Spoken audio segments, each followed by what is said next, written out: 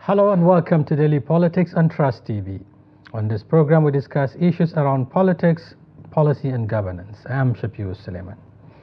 Now, after a series of denials by the Nigeria's oil company, the NNPCL, and the country's authority that they are not paying for subsidy on PMS, otherwise known as Petrol, since President Bola Tinubu announced its abolishment in June last year, the Nigerian National Petroleum Corporation Company Limited had yesterday, while insisting it has not paid anyone petrol subsidy in the last 9 months, admitted paying half price of the landing costs of the PMS as directed by the government through what it called price shortfall.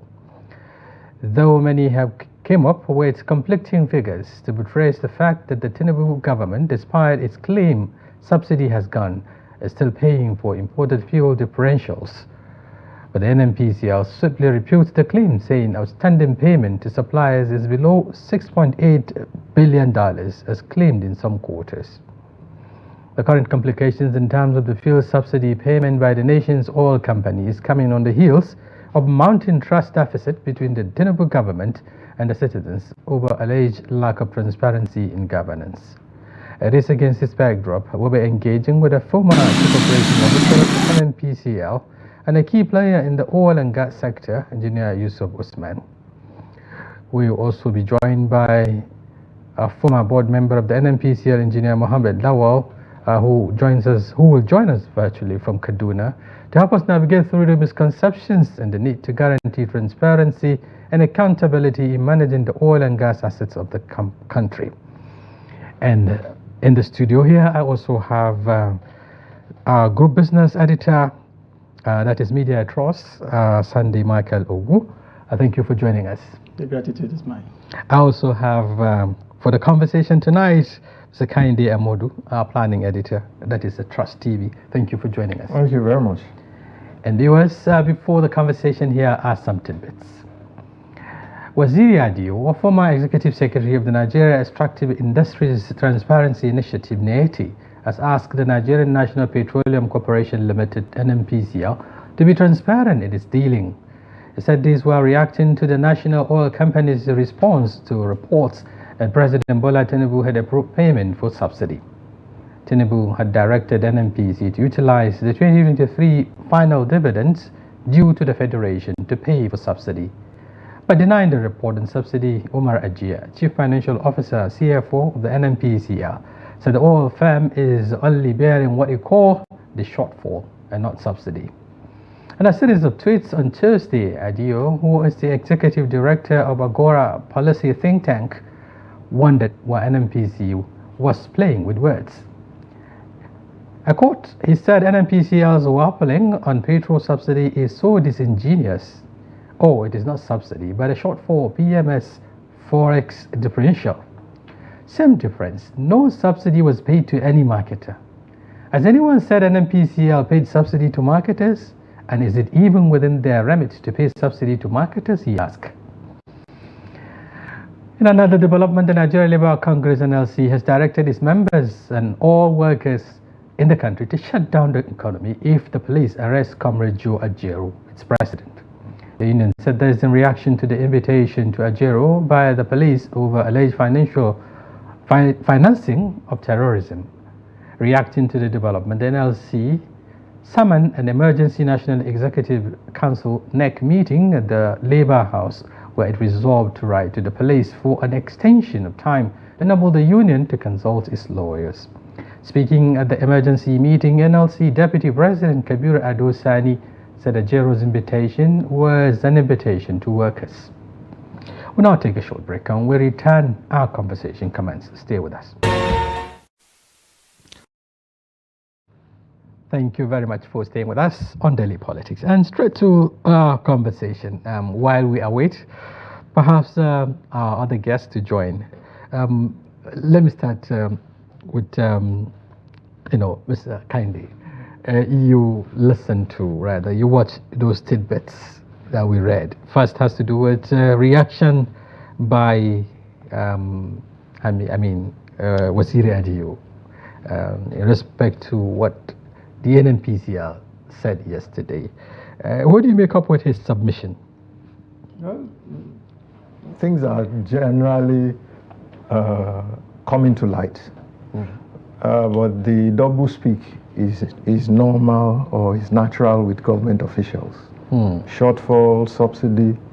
This is not a new conversation. It's a conversation we've had as far back as 1999, when we were toying with the idea of whether what they were removing was subsidy or whether they were making price adjustments. At every point in time when prices went up, there was this idea that subsidies were being removed. Then in some months' time, we'll come up with subsidy again. And so it's not a new thing. I think Nigerians themselves are, have grown used to this double speak about subsidy or no subsidy. I remember that under the regime of President Obasanjo, the subsidy was removed almost 5 times.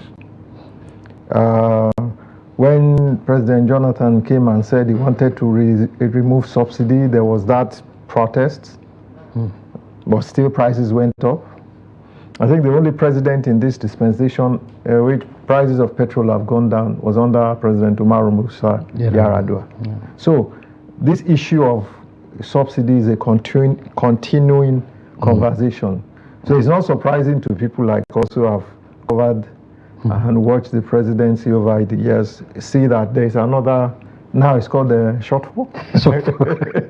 Mr. Sunday, who is the government taking for granted, for instance? Because, if Mr. Kehinde said it is normal, I mean, we've been hearing all of this, different nomenclatures, government find terms, to describe issues as they suit them.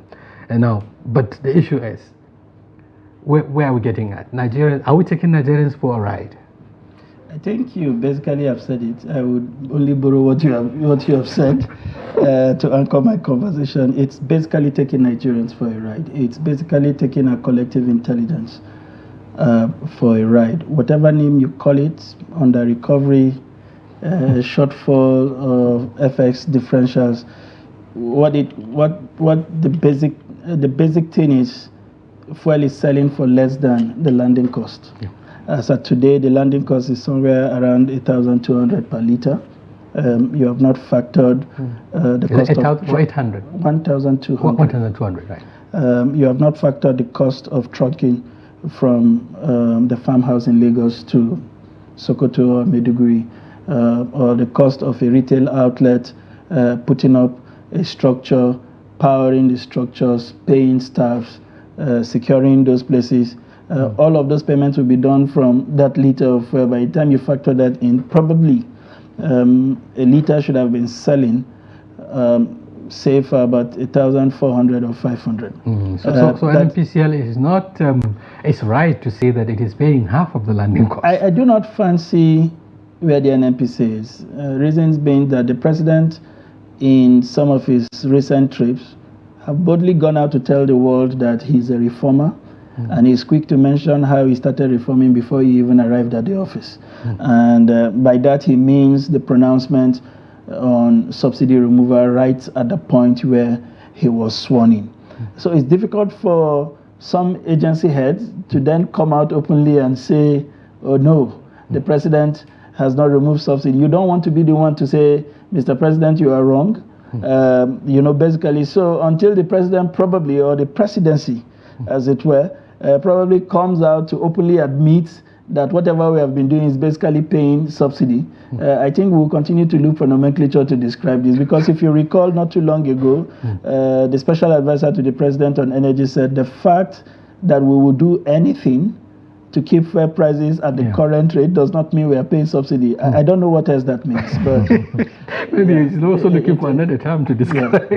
Okay, let's talk about the NLC saga before we delve properly into the topic. The NLC is asking its affiliates, and workers generally to shut down the economy. That is, if eventually the president of the NLC is arrested by the police, over those terrorism, if you like, financing allegations and so on. Do you think this, where do you place this call, if you like, or resolution? Is it self-serving? Or do you think it is, legitimate? It's a difficult place to put me, because did the protests hold? The protests held. Were they organized? They were organized. I've said earlier that the organizers of the protests should also bear responsibility for how the protests went, the destruction of public property, the violence that accompanied. You understand? It's not only the government's fault; it's also the organizers' protests who lost control of the protests. But putting that aside, you understand? You now have to look at, are the security reports real? That's where you start from, because the narrative has changed from mere protests. In fact, the Minister of Solid Minerals only last week said that it was a movement for change of government. So in the government circles, that's where the mindset is. That was the... So it's now hard to place whether that is just rhetoric to paint the protests in bad light, or whether there is a security report that actually backs up what they are saying. But what government is saying is that those protests were not mere protests, they were hijacked, and that there was a sinister motive behind the protests. Right, okay, the NLC leadership is not saying that perhaps the president would not honor the invitation, but they are asking for more time. But at the same time, they are also worried that it could be a way of blackmailing them or intimidating them or finding a way of framing the leadership and so on. Do you see it as such, looking at? To borrow from the words of Kehinde, it's a difficult conversation, but I would rather err on the side of caution. What I have read as an individual, maybe as a journalist, is what appears to be a deliberate systemic design to completely shut down dissenting voices. First, with the government telling us about how they have obtained intels to suggest that these projects will be hijacked. What is common sense, therefore, after you obtain that intel, is to go after people who you suspect will hijack these protests, because what became the cheapest option for the government is to say, even though the basis for your protest is legitimate, the timing is not right. Then when will the timing be right? Would there ever be a time where there will be no people who will take advantage? Well, protests are largely mob actions, and there is no sense in mob actions, really. And what we saw with something that appeared to be a bit organized in October 20 was that the government used force to break down that protest. And what these persons or faces that seem to be supporting the current or organizing the later set of protests have done is they felt to have come out very early would mean the government would have slammed all kind of allegations at them and picked them anyway. They hide their so they kept it, and that became a worry in itself, because it did appear like the protests had no leadership. But if you ask me, it was in yielding to even the kind of stories that the government put out that people, although complied with not showing up at workplaces and at their business places, but also did not join the protest. So it was like a general stay at home, something similar to what we say in the eastern part of this country. So to that extent, it tells you how much people were dissatisfied with what was going on, but at the risk of going out and becoming a victim of whatever the government had mentioned, and understanding how thugs were delivered to the October 20 protest venues in government vehicles. Allegedly. We saw the videos. Except if the government would tell us they hijacked their vehicles and drove themselves to the venue. Like the APC we saw, is it in Kaduna? Yeah, and even in Lagos. So except the government is saying that people had various interpretations of what the government did, and it succeeded largely in discouraging people from coming out. But those who dared to came out nonetheless, and I'm sure against all of the destruction we saw, those who conducted themselves, people were able to make a statement, for a majority of Nigeria. Right. Okay, I don't want us to dwell on that because we already have a topic. Otherwise, there are a number of issues to also talk about. That's right. But let's come back to our topic. Mr. Kehinde, talking about subsidy or not subsidy. Many people have been saying it right from the onset. I think I'm one of those who have read at some point that NNPCL was actually intervening, to pay the differentials and all of that. But there has been constant denial that is not what is happening. Nobody is paying any. And until yesterday, they're still denying. But they're also denying the fact that they are paying this huge amount of money, even though they said it's not up to $6.8 billion, but they are paying actually. So why is it difficult to tell Nigerians the truth? I think this has been a constant mistake that previous administrations, not only this one, have made. You don't make policy decisions without knowing what's in the kitty. Right. You understand? Straight from Eagle Square, subsidy was removed. Now, a cautious person would have gone and resumed, take briefs from all the permanent secretaries and understand where exactly the economy was before you take such decisions. You did not take one decision, you took two decisions immediately. First decision on subsidy, the other on harmonization. The other one on harmonization of forex. Now, I'm not a business guru like he is. Mr. Sunday will but I know that these two decisions would have multiplier effects.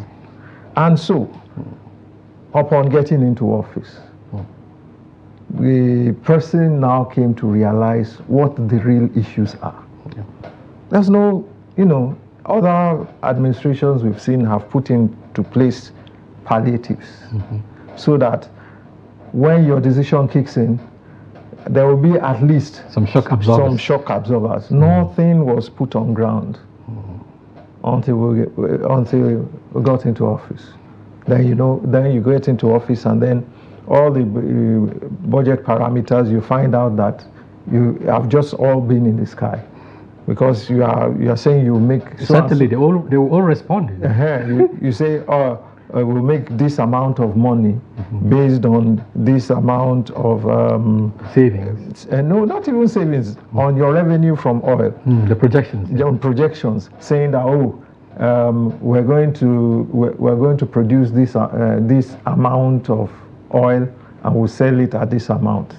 Now, the Buhari administration's problem was that prices were not stable. The problem of this administration is you are not producing as much, or you are not even producing up to meet your quota. So you don't have that revenue to defend your naira. You don't have that revenue. Well, and at the same time you have a lot of obligations. There's a lot of obligations. You are dealing with your debt situation. Everything was just against. I understand that, well, when he was coming in, he was a bit apprehensive about how much the figures, how much subsidy payments were taken out of government revenue, and so he wanted to. Was that aggressive? So he wanted to aggressively put it. In fact, what he had looked at as an accountant is what are the two things that are, drawing money out of our revenue, and at face value, it has to be the oil revenue, it has to be the subsidy, and it has to be the speculators on the naira against in the foreign exchange market. Those are considered as saboteurs. Those are the things that were that are clearly obvious to him. But what are all the implications underneath? Right. Okay. Talking about implications on Sunday, it was about the same time Nigerian government removed subsidy on petrol. I think Kenya also did the same rather. But due to public outcry, almost immediately the government announced suspension of the policy. I think for 3 months or so. It gave us a 3 months window to look at the situation. What some people find difficult, to understand with the president, Bola Tinubu, is the fact that, at a point you find yourself at a crossroad, perhaps there's a need to have a rethink and then perhaps slow down or find a way of creating space, to navigate the challenges. But he remained adamant, unlike the Kenyan government, which gave him some time to do that. And also, in this country, again, during President Muhammadu Buhari, the subsidy was removed, I think, for a month or so, sometimes in 2018 or so. And when they realized the implication, they quickly reversed. So, in this case scenario of the present administration, it remained adamant in spite of the obvious challenges. Do you see that as the reason behind all of this? What Kehinde said as a prelude to my answering that question is absolutely correct. And just to help our viewers understand the implications. So it's very easy for you to be outside government and imagine that everybody in government is not smart. Mm-hmm. It's very easy to be outside and to imagine that the few information you have is all that there is. Mm-hmm. Because there are information that would never be shared with you outside the loop of government, outside operating at a certain level in government. The kind of economic security briefings that the president gets every day, you are not privy to it. Yeah. So there was a need to have showed up in the office and listened to the other side and probably compare notes. He had some think tank. We saw those reports later of people who sat down and said, if you do ABC, you will get XYZ. And I mean, the way the economy is run across the world is beyond some of the specifications in the books of economics. Reality sets in and it comes with its own range of dynamics that you have to take into consideration. And that was why President Buhari, with all the qualities we know him for, every time he was confronted with the consequence of the likely complete removal of subsidy, would rather push the evil day forward and take those costs. Because Nigerians do not believe that whatever you save from subsidy would be deployed in education the roads have not gotten better. Our educational system has gotten worse by the kind of results we have seen from WAEC and NECO. So if you ask the average Nigerian, to what end all of those extra money you are giving to state governments, we would rather you had deployed them in subsidy payment and kept the price lower, because it had multiplier effect on a lot of things. Actually, everything. Now, the problem is, this presidency was looking for legitimacy. And, You're looking for it or consolidating? Well, and pandering to some of the recommendations of the Bretton Woods was going to get it some of the legitimacy he wanted. And little wonder why those actions continue to feature in the president's comment every time he travels out of this country, as against the hardship and the reactions that are happening back home. So he needed to show them that he was the kind of reformer that this country needed. And I don't envy him, because we lost a lot of foreign interest. With the Buhari administration, he came in, took so long to put the government in place or even provide directions. And when these people could not watch for too long, they took out their money. We lost about 82 billion of investing funds from foreign direct investors to other economy. And we kept saying at that time that when we are ready, we will get triple of the. We have not been able to do that. Our foreign reserve has not been able to hit 40 billion in the last 10 years. But was it the right route to take? Because you want to, build the confidence of investors, and then, but in a way, you're also taking policies that could harm the economy. And at the risk of cutting him, you will recall that even the IMF that kept recommending this, eventually in their review, said it does appear that the policies are not getting the kind of responses that the country wishes to see, and there will be a need to review the way the policy implementations are happening, especially on the part of palliatives. This government, after so much outcry about the effect of the removal of petroleum subsidy, announced all kinds of things, including CNG buses. It's been 12 months down the line. We are finding it difficult to see the CNG buses. The infamous speech. Absolutely. We were in this studio on that day. And the moment he made that statement, I started sweating because I had no fuel in my tank and I knew what that implication would be. The reaction would just be immediate. And it was almost immediate. It was immediate. The petrol stations, responded immediately. They shut down until they could understand the full implication of that statement. So talking about, but then, just like Sandy has said, he came in with a lot of expectation, hope, and zeal and determination to, change the narrative. And he felt that he has to be aggressive.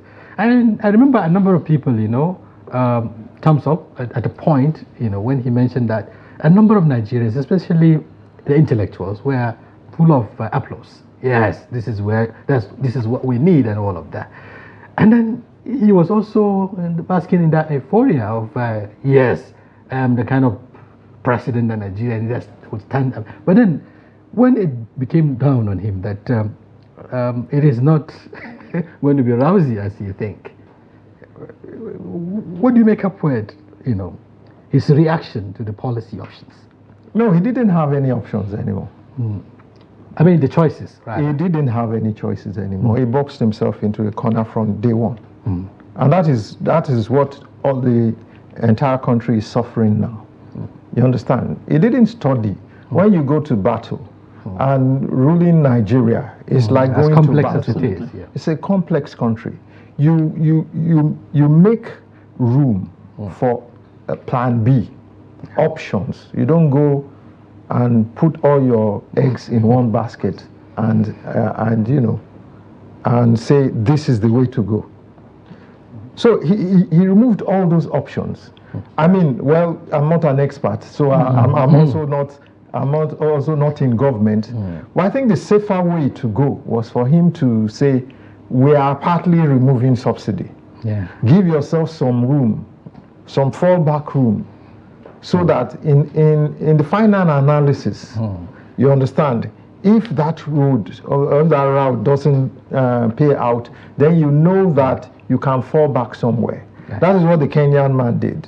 When he got into government and he saw the reaction, he said, let's suspend it for 3 months. That's right. You understand? Which will give him some room. To study the situation. To study the situation. Despite that, he still had protests in his country.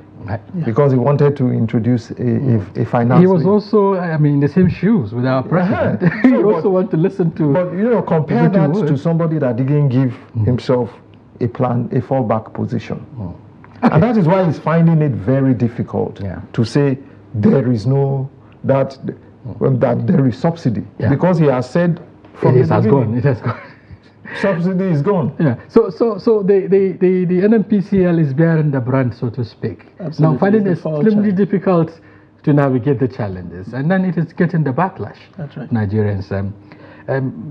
But then, looking at the technicalities, as Adio was saying, does NNPCL, has even is it in his purview perhaps to pay for this subsidy?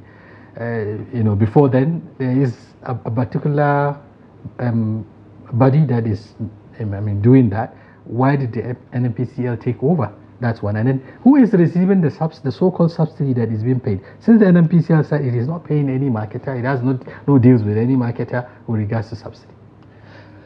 Okay, if you look at, if Nigerians have the opportunity to look at the results that the NNPC announced yesterday, by the way, which is something we should all commend, you will find some of these explanations there. Okay. So the NNPC is a multi-pronged organization. It is involved in the export of crude oil. It is the sole importer of crude oil amidst several other business upstream and downstream, as the case may be. It has different subsidiaries that play in the different spectrum. What the NNPC has done as a company 100% owned, or rather 50% owned by the Petroleum Ministry and 50% owned by the Finance Ministry, is that it took the mandate upon itself to sweat its own capital by importing those fuel and hoping that somewhere along the line the government pays it back for the shortfall.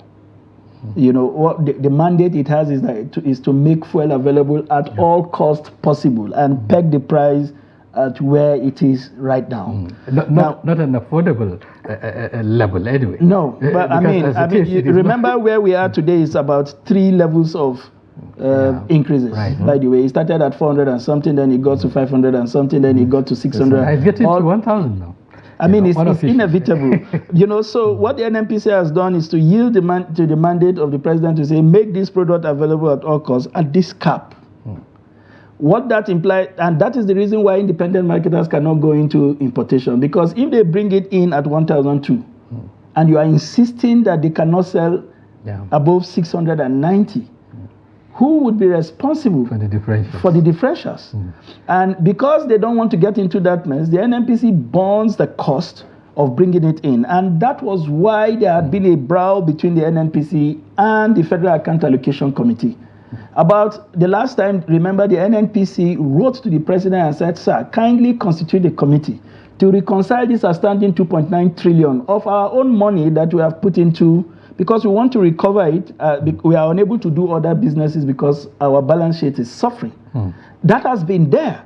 Now the NNPC has also gotten the approval of the president to say, we have done business for 1 year.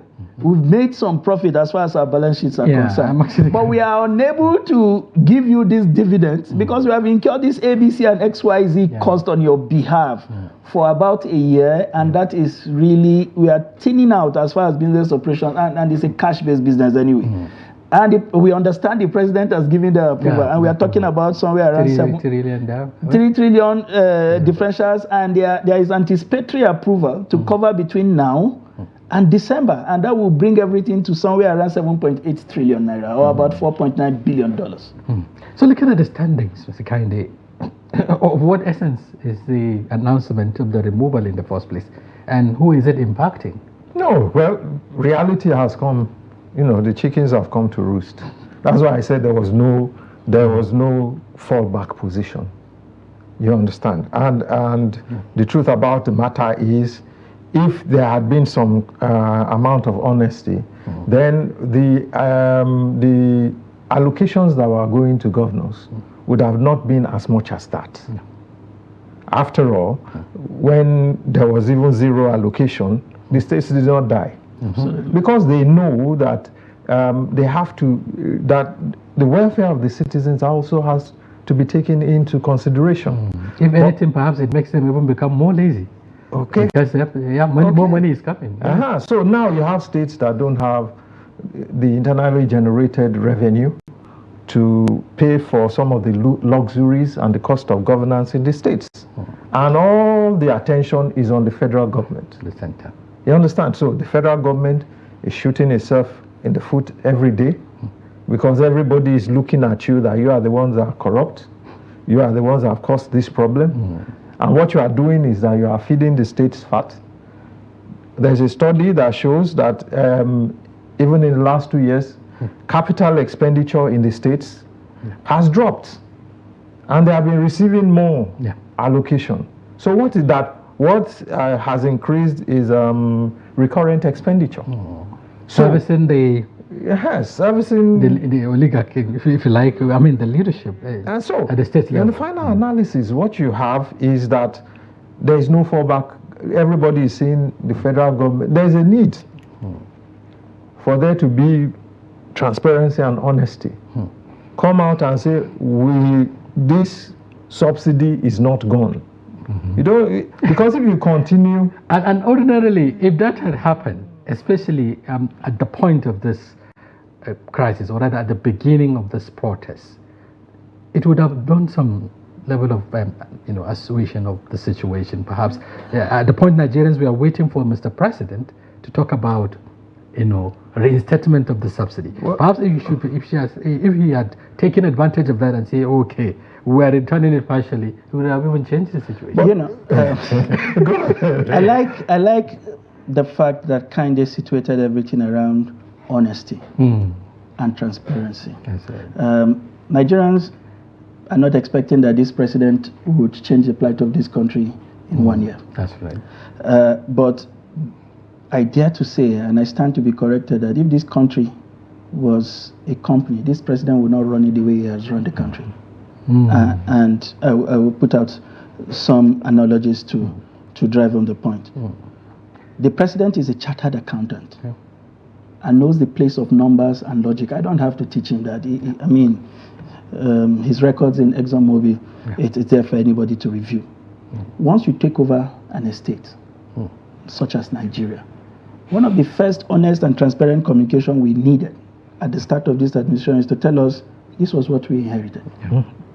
This is our position. It's not enough to come out and say we inherited a dead country. Yes, dead country, and you are flying out 1 year later with a 225 billion naira worth of jet, 14 years old jet. And a couple of weeks. And you bought 180 billion naira worth of SUVs, and you spend nearly about 50 billion within the presidency, whether it is renovating the vice president or building a new one or buying accessories for your wife and all of that. We have spent about 500 billion that we don't have, that could have gone into subsidy to keep the poor alive. To sustaining how you want to be perceived by the international community. We are not talking about the treatment he has gone through that he doesn't even bother to tell Nigeria. At first, they said he was going to see the president of France. We are not seeing anything about the French government receiving him. He has traveled out of this country on official assignment rather than return home.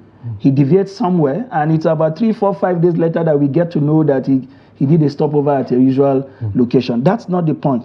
Honesty is at the heart of all of this conversation. And so, if he had got into the hospital, as doctors would do, sometimes I had a father, I'm sorry to say I have to use this analogy without his permission, who had showed up in a hospital requiring some kind of operation. But he had underlying issues. There was a BP issue they needed to manage. There was a blood pressure issues they needed to manage. There was a sugar level issue they need. Otherwise, you can't go into the operation in that state. You have to be stable. So rather than the operation saving his life, it would just simply send him to the other side of the divide. So what we spent about 6 months doing is run a comprehensive test to say, as of today, this is where we stand. This is where we need to be. But these are the things we need to do for you to be fit enough to go through this life-saving operation. So we went through 1 year of consistent testing and evaluation to be ready before even a date for the operation was fixed. That was what Nigeria needed. We all knew we were in a dire strait. But in all of the solutions you were coming with, which of them were going to send people to early graves? And how were we going to apply it? They even send more complications. Basically, which is what we have seen. So looking at all of this, and perhaps the need to have a rethink. I'm sure the president must have seen the implications of all that has happened. He has also seen the reaction of Nigerians through the protests that took place and all of that. Do you think, do you see in his body language, that there could be some changes in terms of the handling of the affairs of the country, and some also improvement in terms of, building trust with the people? I think what we might see first is a rehaul of his cabinet. Okay. That has been said for a long time. That hasn't happened. I think it's getting to that point now. Okay.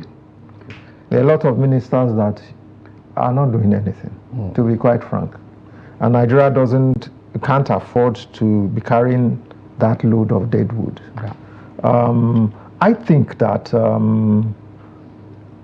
the problem has been, he's been chasing the problem for the past 1 year. I think right now, with some strategic thinking, there is now that resolve to sit down and strategically attack the problem. But you see, that's if the problem will stay and wait for you to attack it. Right now, the problem is escalating. It's escalating. It's running. It's like at full speed ahead, and to catch and two things. One, he has to address the fall of the naira. How do you do that? That requires a lot of because he needs money to do that. To be honest, it requires a lot of. It is not something that you just do one day. Why I say the problem is running ahead. Then there's this fuel situation too. Now there is the takeoff of private refineries and even the government refineries is being postponed day after day. So for now we can't, but the only option we have is to import petrol. Even with the whole promises of the NNP, I mean the Dangote refinery coming on board and That's all of that. October 1 now, isn't it? October 1, August 30th, in fairness, there's nothing to be excited about. I think we should, and which is maybe the reason why this government does not give Nigeria a lot of credit. The people he took are not exactly the finest of our stocks. If the government is planning for subsidies in December, that is a communication to people that things will continue to remain. Now, if you are not going to subsidize Dangote operation, you are not doing that anyway. You are not providing crude. He's got to buy WTI from the US and pay whatever it costs to ship that crude to Nigeria. Why would Dangote sell less than the pump price? The dilemma right now from some of our intelligence sources is even fixing a price for the Dangote refinery. It's a private venture, by the way. So if all of the balance sheets that is available to the NNPC that it is deploying, it is unable to even sustain prices at 600.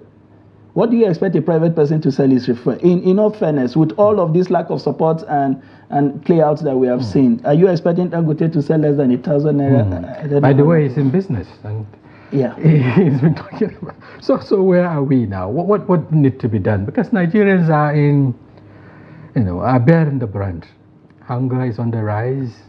The implication of the subsidy removal is still with us, in spite of the payment that they have been claiming to be paying, and all of that. So, Nigerians find it, completely. Let me not claim to be an economist, but I'm a student of policy. That's right. A number of people have said a number of things. One of the problem we have with this government is that sometimes when you listen to them, it appears clearly that they know what to do. What we don't see is those understanding translating into action.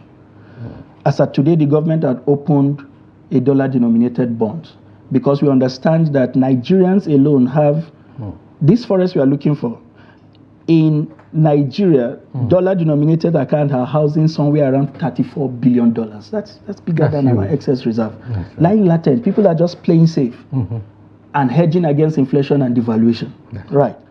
And you have to find a way to make those funds come alive and work for Nigeria. So they've come up with something to get some more cash. It looks like a good strategy. They've talked about importing food, but since that announcement and today, it's been over a month. The prices have not gone down. People are living through their realities every day. So the president has to go beyond just making beautiful pronouncements to making this thing. The CNG, in heaven's name, should have been on the road since yesterday. Still in the pipeline. You understand? And the question of addressing insecurity in our farming belt is not something we can take lightly. The number of persons we are losing who cannot, for today, bandits are the ones even farming. And it's not like they will farm and bring them to the Nigerian markets anyway. So we need to address insecurity. Part of the reasons why we endured the crisis of 2018 and all of that depression was because food was not part of that hunger crisis. was not part of it. No, it was not part of it. Now, on the international side, we have imported inflation because we bring in everything, and yet we can't find food locally to eat. So that's a double whammy. Whatever they think they want to do, they should get down and start doing it immediately. Okay, the time to do it is now. And we're racing against time. Thank you very much, gentlemen. Sunday Michael Ogwu, as a group business editor, Media Trust Group.